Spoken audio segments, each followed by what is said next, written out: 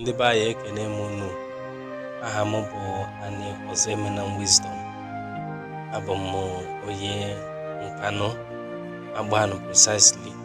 I'm from Agbani, Nkanu West Local Government Area of Enugu State.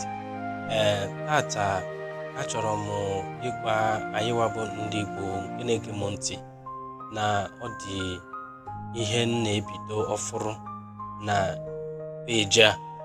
Aha ya bụ nke bụ eziokwu.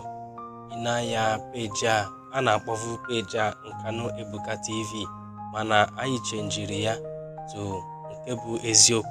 Ebe anyị ga na-atọgbọrọ ụnụ ọtụtụ ihe nke bụ eziokwu, nke sitere n'ihe gbasara Christianity, nke a na-akpọ ihe ndị ụka.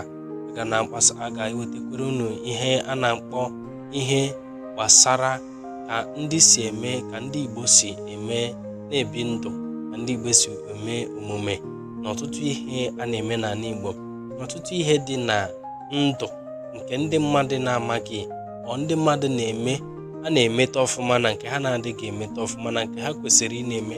Ọ dị ọtụtụ ihe nke anyị ga na-egosi gị na peji a na iru akwụkwọ anụwa. Achọrọ m ka ị nyere aka gbasaa ihe a ka ndị ọzọ so wee were anyị na peji a, so wee were anyị n'iru akwụkwọ a.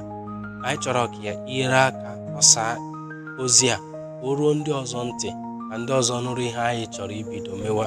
Ya mere ka ndị ọzọ nụrụ eziokwu ahụ nke anyị chọrọ ibido ọgbawara unu. Ọ dị ọtụtụ ihe ị ga-amụta na peji a, ọ dị ọtụtụ ihe ị ga-amụta n'iru akwụkwọ a. Ya mere m ji asị gị nwanne m, biko nyere anyị aka tọsa ozu anụwa ka ndị ọzọ nụ ya. Echezọkwana na afa m bụ an evangelist Ozoemenam Wisdom. Ndewo.